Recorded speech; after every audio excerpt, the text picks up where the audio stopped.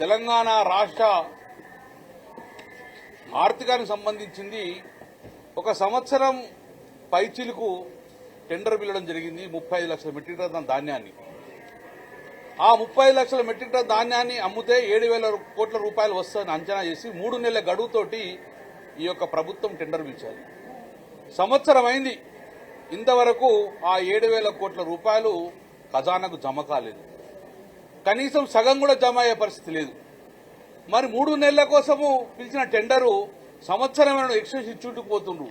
నిజంగా అప్పుడే 3 నెలలకు కూడా 7,000 కోట్లు కడితే ఇప్పటికి రాష్ట్ర ప్రభుత్వం దాని మీద ఒక 1,000 కోట్ల రూపాయలు అదనంగా భారం పడ్డాయి. నేను ఒకటే డిమాండ్ చేస్తున్నా, ఒక రోడ్ కాంట్రాక్టరు లేట్ అయితే ఈఎండి క్యాన్సిల్ చేసుకుని రీటెండర్ వెళ్తాం. ఎందుకు ఈ కాంట్రాక్టర్ సంవత్సరం నుంచూడంగా ఎందుకోసం ఎక్స్టెన్షన్ ఇచ్చుకుంటుండ్రు? ఈ రోజు చాలా మంది రైస్ మిల్లర్లు మేము ప్యాడీ పెడతాము తీసుకోండి అంటే మాకు ప్యాడీ వద్దు డబ్బులే కావాలని డిమాండ్. ఇట్లా నేను ఆ డిమాండ్ లిస్ట్ లో అంతర్యారమైంది.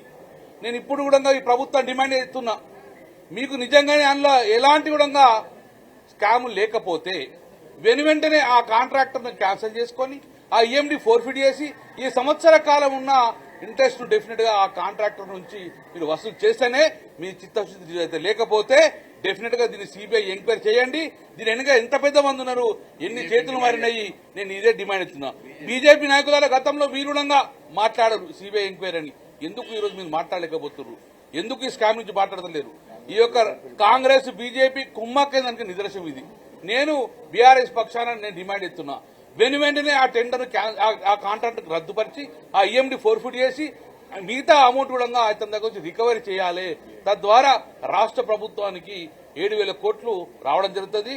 అవసరం అంటే రీటెండర్ పిలవండి, ఇది లేకపోతే డెఫినెట్ గా దీన్ని సిబిఐ మీరు అది తప్పులేని చెప్తుండ్రు. తుమ్మకుమార్ రెడ్డి మాకు ఏ లాలూచి లే అంటుడు, ఏం స్కామ్ లే అంటుడు.